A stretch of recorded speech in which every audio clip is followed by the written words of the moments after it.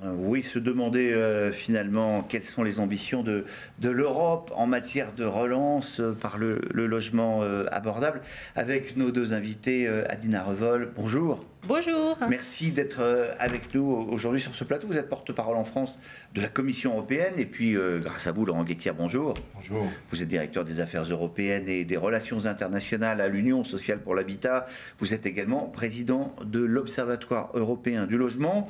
Alors, je vous propose, avant de vous interroger, de voir ou de revoir, si vous étiez avec nous la semaine dernière à Bordeaux, cette vidéo tournée à Bruxelles d'Ursula von der Leyen, la présidente de la Commission, qui souhaitait participer à notre congrès, mais qui n'a pas pu. Elle a enregistré ces images pour nous regarder.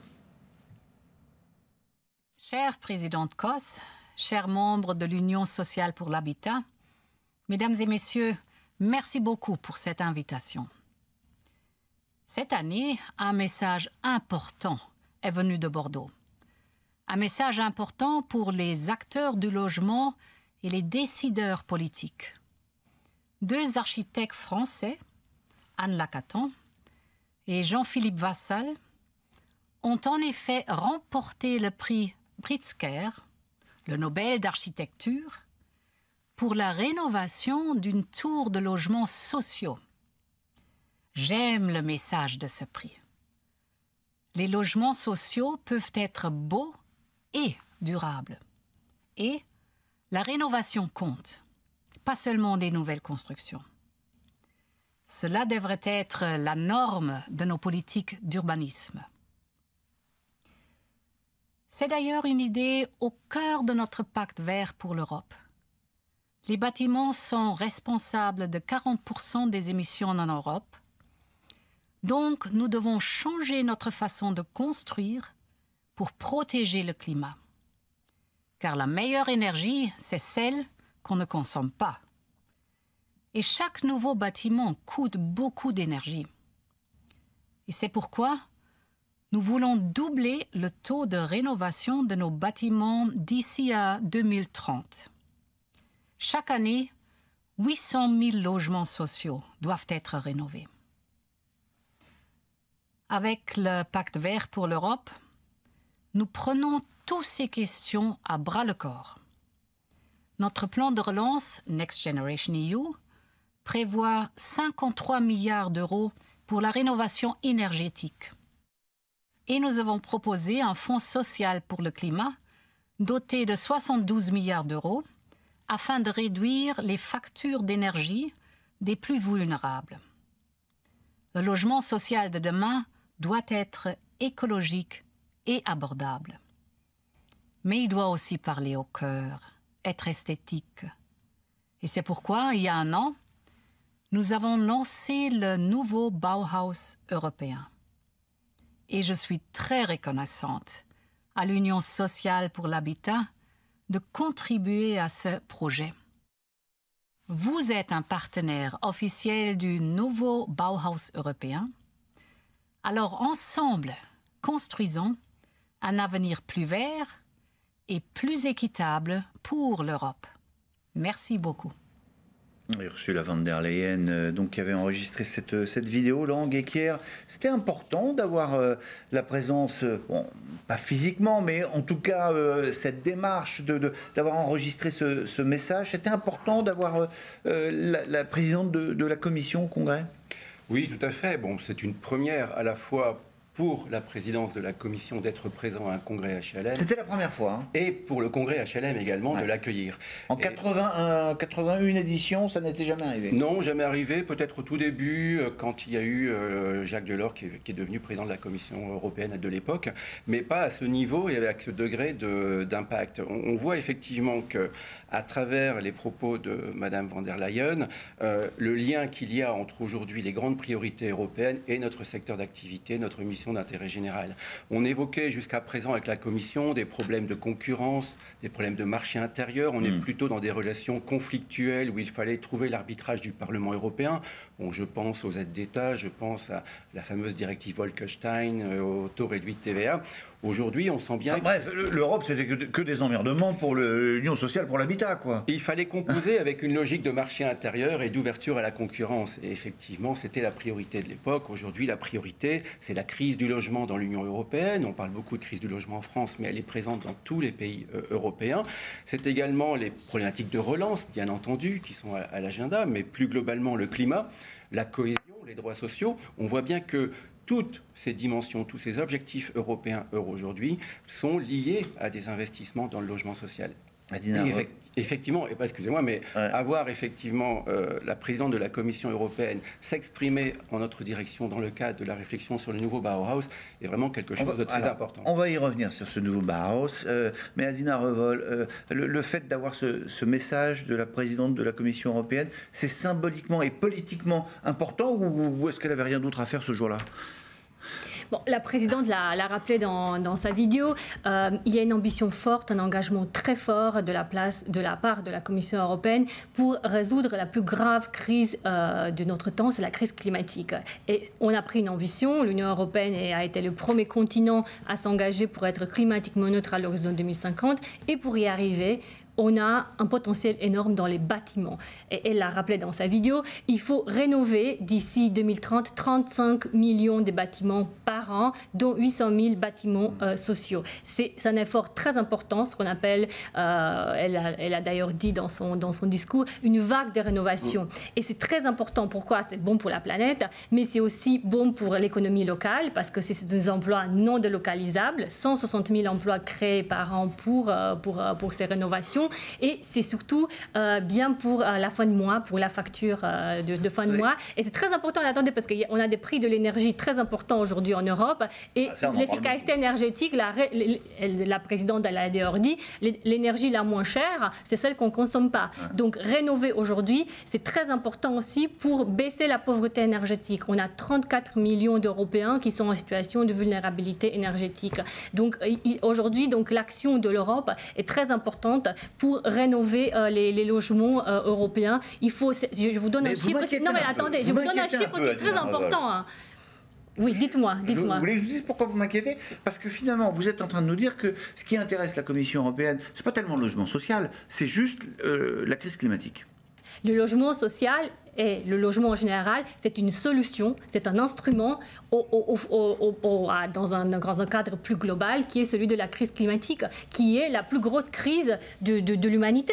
Et la présidente l'a d'ailleurs dit dans son discours à Strasbourg devant les parlementaires européens, on vit une crise existentielle, la plus grosse crise de tous les temps, et on a su résoudre en européen, c'est-à-dire au niveau de l'Union européenne, la pandémie, la relance. On est le continent le plus vacciné au monde, et ça, c'est grâce à la solidarité européenne. Et donc le bâtiment, aujourd'hui, c'est le nouveau chantier de cette solidarité européenne. Alors. Et c'est très important parce qu'aujourd'hui, si vous regardez, le bâtiment, c'est notre culture aussi. C'est quelque chose qui unit l'Europe. On a la même problématique que vous allez en Roumanie, en France, en Finlande ou en Grèce. Il y a des bâtiments qui ne sont pas assez efficaces énergétiquement. Hein. Et certains sont des bâtiments sociaux, d'autres sont des bâtiments d'administration publique, des lycées ou les bâtiments dans lesquels nous vivons. Donc les bâtiments, c'est notre vie aussi. Et donc il faut agir là-dessus. Et l'ambition de la Commission, c'est d'investir massivement, la présidente en a parlé, 53 milliards d'euros en 2 ans pour rénover les bâtiments. Et dans ces 53 milliards, il y a 5,8 en France et 40 000 logements sociaux qui seront rénovés en 2 ans en France grâce au plan de relance européen. Laurent Guéquier, donc finalement la Commission s'intéresse au logement social uniquement par le prisme du combat contre la crise climatique. Il faut s'en contenter ou s'en réjouir finalement Non, je crois qu'il y a d'autres entrées. On travaille avec d'autres commissaires sur les problématiques de droits sociaux, puisque l'accès à un logement social fait partie du socle européen des droits sociaux. Eh bien, Adina Revol n'en parle pas. On a les problèmes. Non, mais c'est une priorité. C'est une priorité, et j'allais vous en parler aussi du Bauhaus européen, parce que c'est quelque chose de très essentiel pour humaniser la rénovation thermique des bâtiments, parce que le bâtiment, c'est quelque chose qui est culturel, en fait, qui nous unit tous. Et donc, la présidente, elle l'a mentionné dans sa vidéo, elle a aussi lancé cette idée d'un espace collaboratif, coopératif européen pour rénover les bâtiments européens dans un esprit de durabilité et de style et humaniser ces projets. Et dans ce cadre-là, nous avons lancé justement un appel à manifestation d'intérêt pour rénover 100 quartiers de logements sociaux en Europe. Donc c'est quelque chose de très concret parce qu'avec le plan de relance et la rénovation thermique de bâtiments, nous revenons aux bases, à l'Europe de réalisation concrète, celle des pères fondateurs. C'est quelque chose de très concret parce que ça nous touche tous.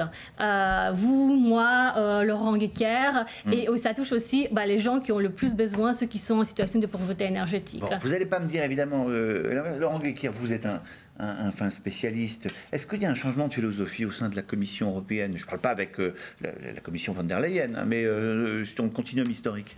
Oui, en fait, on est présent à Bruxelles depuis plus de 20 ans. On a bien vu évoluer la Commission et le Parlement européen et prendre en compte ces dimensions de logement social, de logement abordable, notamment d'une vision un peu plus large. Et également d'avoir un dialogue. Jusqu'à présent, on disait le logement n'est pas de compétence communautaire, allez vous faire voir, allez voir ailleurs.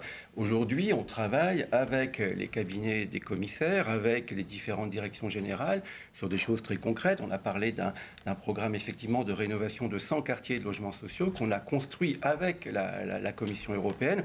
Donc on est à la fois dans un contexte politique complètement différent, où encore une fois, toutes les grandes priorités de l'Union européenne aujourd'hui relèvent de nos missions d'intérêt général et nos investissements dans les logements sociaux, que ce soit la rénovation thermique mais également le logement neuf, s'inscrit pleinement dans ces objectifs. On n'est plus en confrontation, on est en mise en œuvre et on est en secteur d'intervention.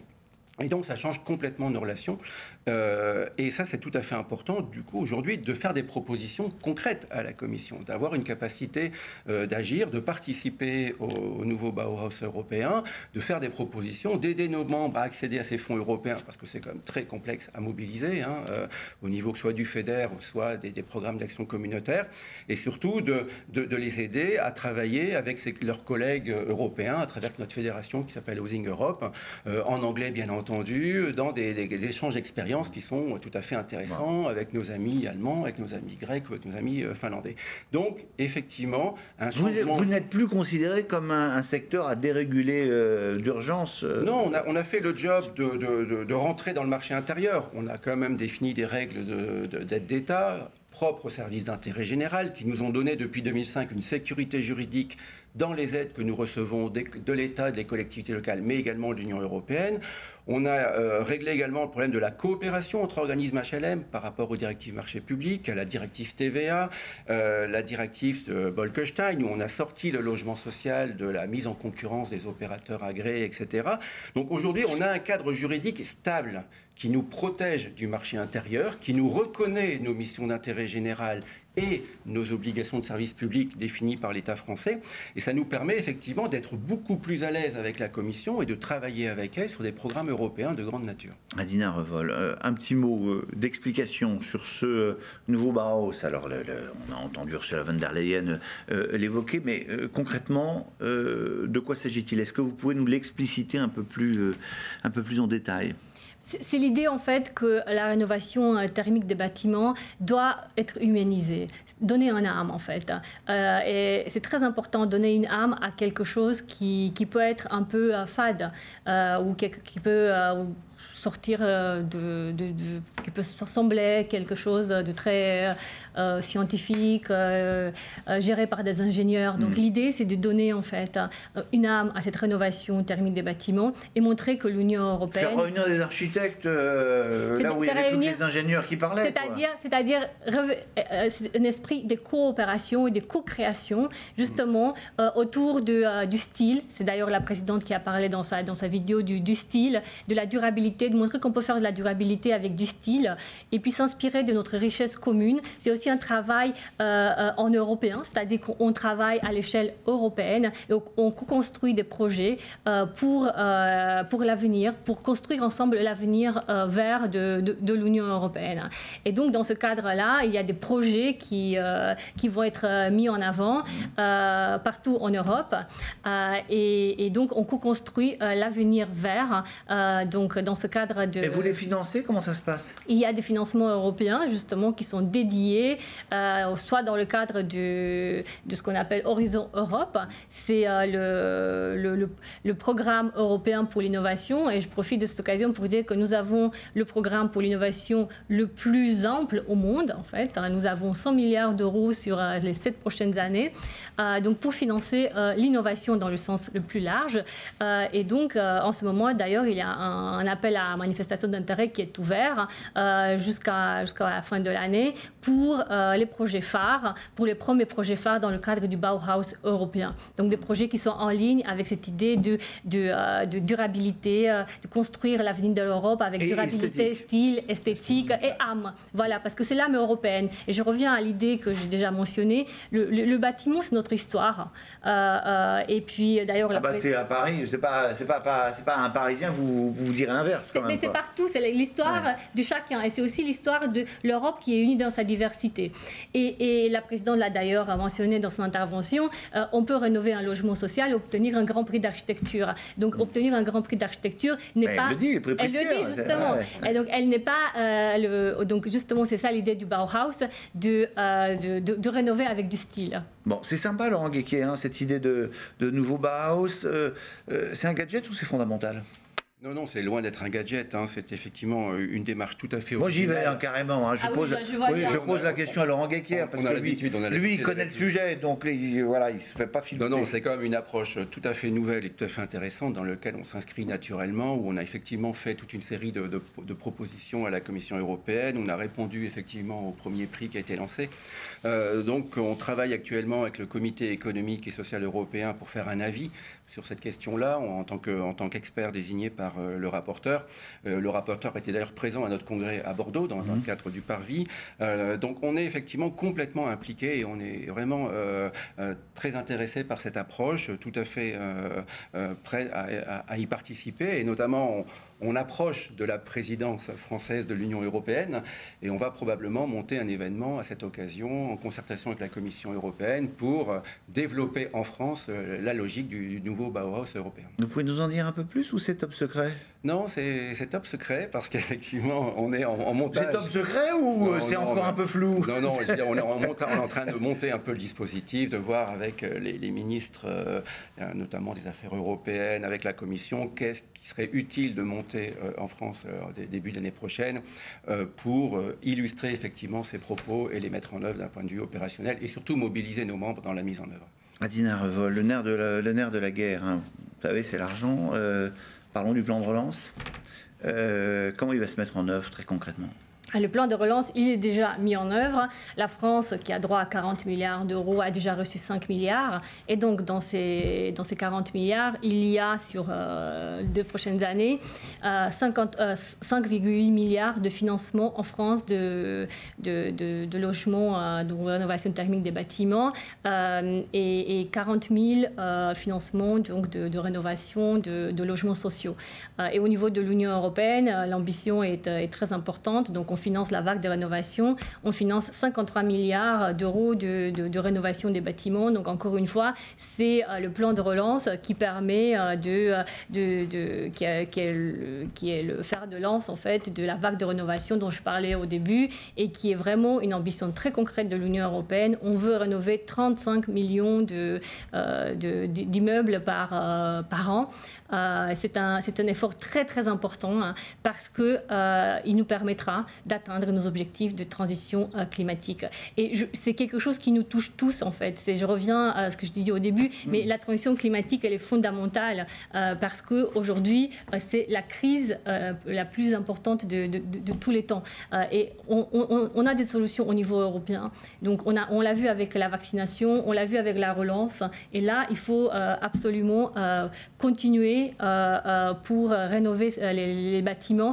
Et c'est la rénovation rénovation des bâtiments, elle est bonne pour l'économie aussi, parce qu'aujourd'hui, nous sommes dans la relance et il faut continuer à nourrir aussi cette relance avec des emplois non délocalisables, donc des emplois locaux. Et c'est aussi, par rapport au plan de relance, notre point, on finance la formation, parce que c'est ce qui est aussi très important, cette rénovation de ces chantiers énormes de rénovation des bâtiments va demander des aptitudes, et aujourd'hui, dans certains États, ça manque. Mais donc, on finance aussi la formation. Ce que je veux bien comprendre, c'est... Alors, évidemment, c'est 40 milliards, on en a beaucoup parlé, hein, évidemment. Est-ce que c'est juste un chèque que fait l'Europe à la France, oui, ou il y a un droit de regard, il y a une négociation, on sait exactement comment ça va être fléché, en quel pourcentage et qui s'en occupe? Exactement, on sait tout ça, ça a été prédéfini à l'avance.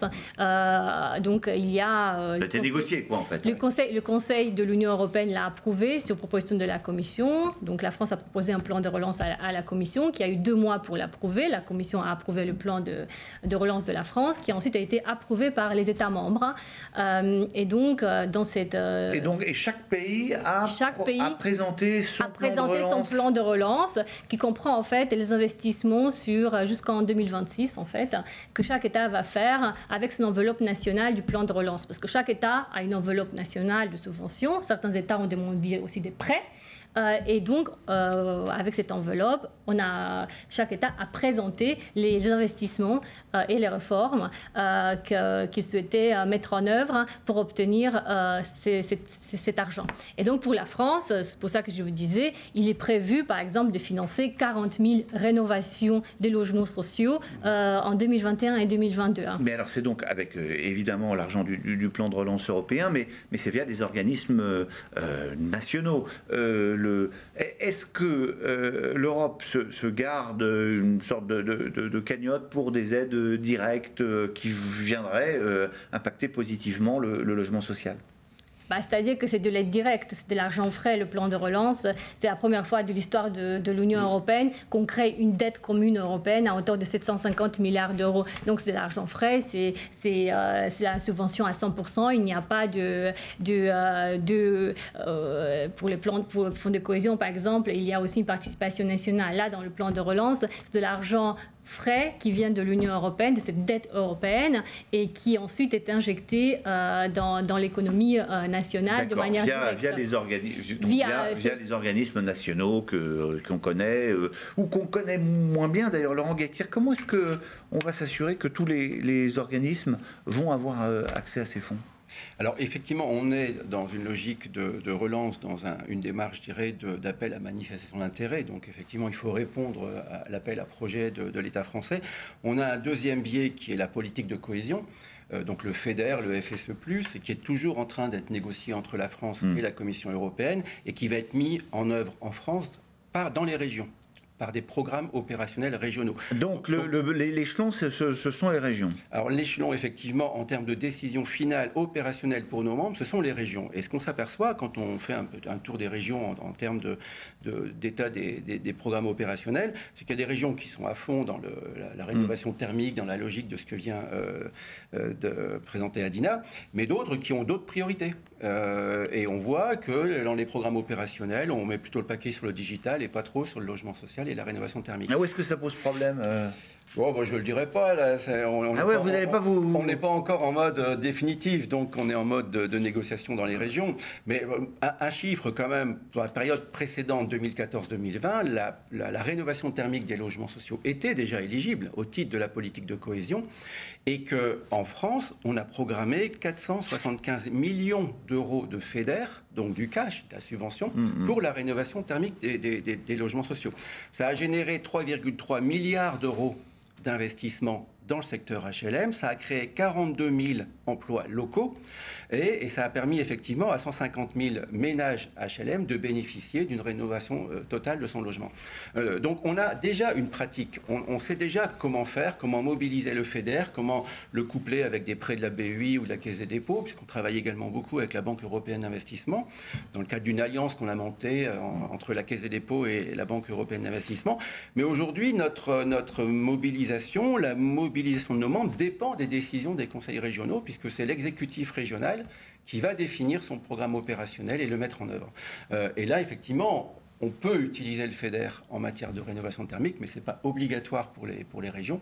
Et donc, on a un petit problème là de mise en œuvre. Deuxième problème, c'est que ça reste très compliqué, je parle au nom de mes membres, de monter un projet FEDER, tous les contrôles, toutes les pièces justificatives, et qu'on va essayer d'avoir une plus grande cohérence entre le FEDER d'un côté, qui est de la subvention à fonds perdus, voire un instrument financier, et les coprêts de la Caisse des dépôts et les prêts de la BEI, pour qu'il y ait une unité dans le traitement et une facilité pour nos membres d'accéder à ces fonds européens. Mais ce n'est pas gagné, il y a encore du boulot. C'est ce que j'allais vous dire, Laurent Guéquier, parce que moi, vous m'avez perdu. Là, entre la banque, le FEDER, la Banque européenne de développement, nos membres sont très bien briefés. Vos membres, évidemment, que vos membres, évidemment, soient plus savants et plus compétents que ce pauvre journaliste, si vous voulez, qui pose ces questions. Je l'espère, en tout cas. J'espère qu'ils sont effectivement plus compétents. Il reste quand même que tout ça est très compliqué, Adina Revol. Il n'y aurait pas un moyen de simplifier, de fluidifier un petit peu tout ça? Déjà, le financement de fonds de cohésion a été simplifié lors de cette période budgétaire 2021-2027. Et ce que nous avons essayé de faire avec le plan de relance, justement, c'est on a essayé de faire un instrument basé sur la performance, c'est-à-dire que il y a eu une présentation par chaque État des objectifs d'investissement qui ont été approuvés ex ante. Et donc, derrière, en fait, il s'agit juste de les mettre en œuvre. Et donc, c'est notre priorité en ce moment. Donc, faire en sorte que le plan de relance soit rapidement mis en œuvre. Donc, c'est une logique très différente des projets FEDER où on a une négociation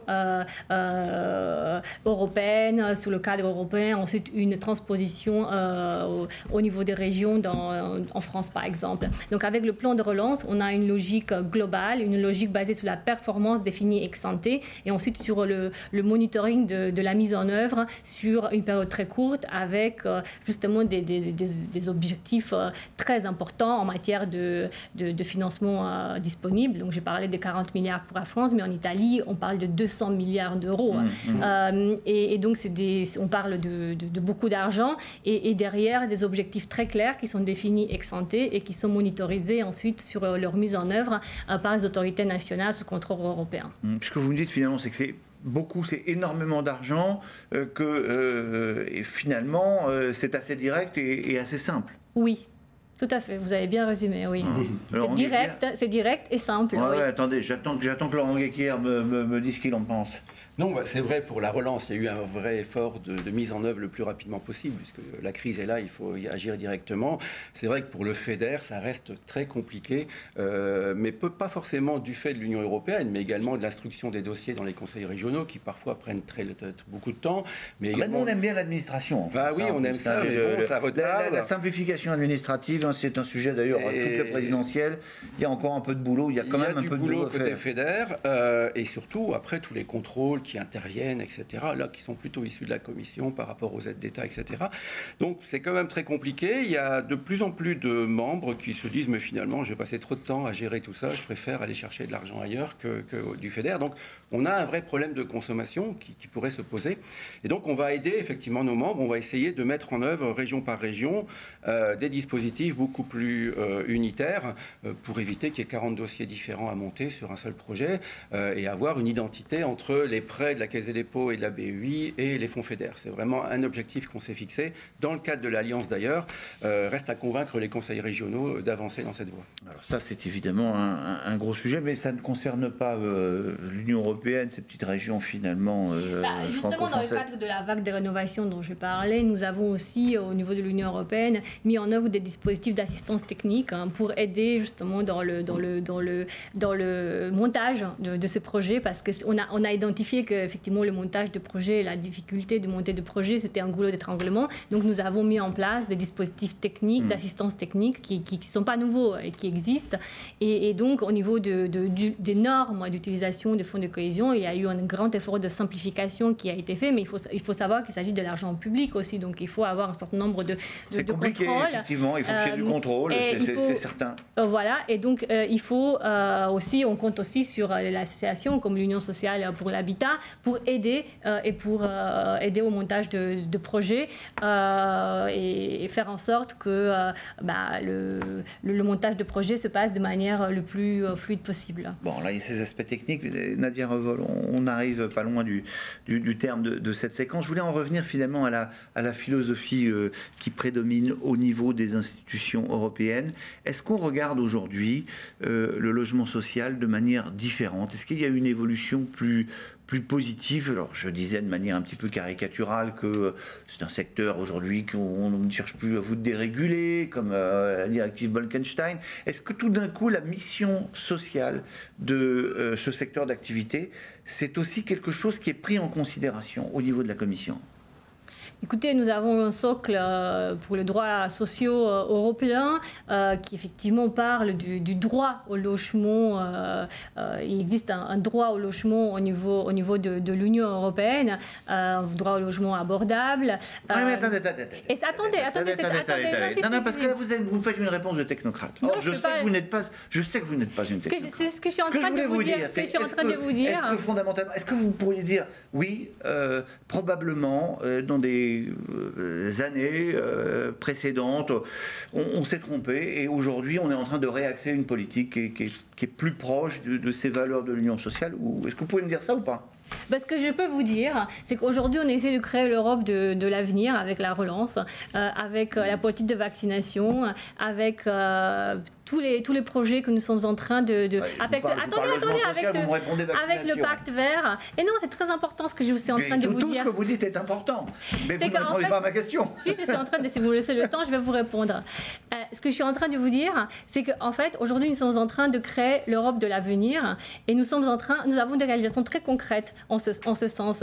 Et je pense que rentrer dans des affaires du passé, que je ne peux pas commenter parce que je ne travaillais pas à la Commission européenne à l'époque. Oui, parce que ça vous embête quand même. Ce que je peux vous dire, c'est que ce que j'ai vu depuis les 10 dernières années que j'ai eu l'honneur de servir l'Europe, c'est que l'Union européenne s'est engagée en faveur d'un logement social abordable et que nous avons fait des grands progrès pour l'assurer sur le terrain. Parce qu'in fine, le citoyen lambda, M. Dupont, il va pas se demander s'il y a eu un changement ou pas. Il va voir des changements concrets sur le terrain. Et aujourd'hui, je peux vous assurer qu'il le voit. Aujourd'hui, il y a 40 000 personnes en France, plus parce qu'en fait, c'est 40 000 projets, donc 40 000 bénéficiaires qui vont voir une amélioration de leur mode de vie grâce à l'Europe. Et je pense que c'est ça qui compte in fine. Eh bien, merci beaucoup, en tout cas, Adina Revol, d'être venue nous dire cela. J'espère que vous ne garderez pas un mauvais souvenir de votre passage sur le plateau du congrès numérique. Je suis toujours ravie de venir au congrès de l'Union sociale pour l'habitat. L'année dernière, j'y étais aussi. Donc, c'est un plaisir de continuer justement à venir représenter la Commission européenne et les projets européens et les présenter et continuer à travailler avec l'Union sociale pour l'habitat. Et avec Laurent Guéquière, qu'on remercie également.